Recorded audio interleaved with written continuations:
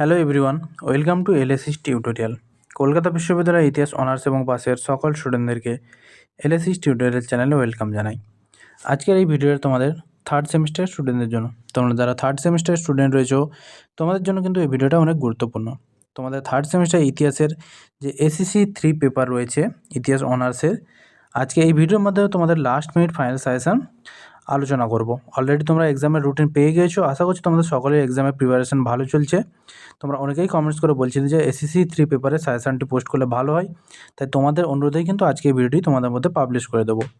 তোমরা যারা নতুন এসেছো অবশ্যই কিন্তু সাবস্ক্রাইব করে রাখবে এবং নিত্য নতুন আপডেট পাওয়ার জন্য চ্যানেলটিকে ফলো করে রাখতে পারো। তাহলে আর বেশি দেরি করছি না, সরাসরি আমি মূল ভিডিওতে আসছি। তাহলে দেখো, তোমরা সকলেই জানো তোমাদের এক্সামের প্যাটার্ন অনুযায়ী 20 মার্কসের এবং 10 মার্কসের কোশ্চেনের অ্যান্সার তোমাদেরকে এক্সামে লিখতে হবে। সর্বপ্রথম আমি তোমাদের 20 মার্কসের 2টি প্রশ্ন বলবো। এই 2টি প্রশ্ন করে গেলেই তোমরা কিন্তু একটা কমন পেয়ে যাবে। প্রায়শই তোমাদের 20 মার্কসের এক্সামের প্রশ্নগুলো রিপিট হয়ে থাকে, কিন্তু অনেক সময় আবার ঘুরে ফিরেও এসে থাকে। তাই আমি দুটো প্রশ্ন বলবো, এই দুটো প্রশ্নে তোমরা যদি ভালো করে যেতে পারো কনফার্ম এখান থেকে কমন পাবেই। সর্বপ্রথম যে প্রশ্নটি আমি বলবো, সম্প্রতি তুমি পরিদর্শন করেছো এমন একটি মেলা বা উৎসব সম্পর্কে প্রতিবেদন রচনা করো। এবং আরেকটি প্রশ্ন বলছি 20 মার্কসের জন্য, সম্প্রতি তোমার দেখা যে কোনো একটি পুরস্কার বিজয়ী বাংলা সিনেমার ওপর প্রতিবেদন লেখো। অথবা এভাবেও আসতে পারে যে পথের পাঁচালীর ওপর একটি প্রতিবেদন রচনা করো, এভাবে উল্লেখ করে থাকতে পারে। ঠিক আছে, তাই তোমরা পথের পাঁচালী পুরস্কার বিজয়ী সিনেমা ভালো করে রেডি করে যাবে।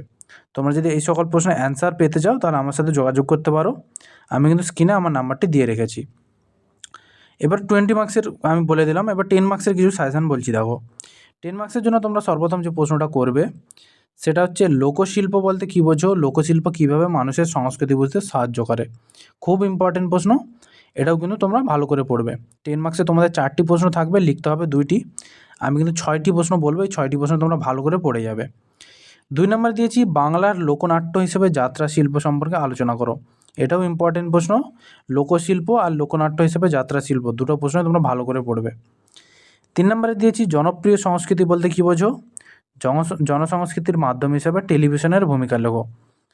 পরবর্তী প্রশ্ন দেখো, যেটা দিয়েছি আমি, ঐতিহাসিক ঘটনার ওপর নির্মিত একটি ভারতীয় সিনেমা সম্পর্কে আলোচনা করো। খুব ইম্পর্টেন্ট প্রশ্ন, এটা ভালো করে পড়বে। 4 নম্বর প্রশ্নটা একেবারে খুব ইম্পর্টেন্ট, ভিভিআই প্রশ্ন।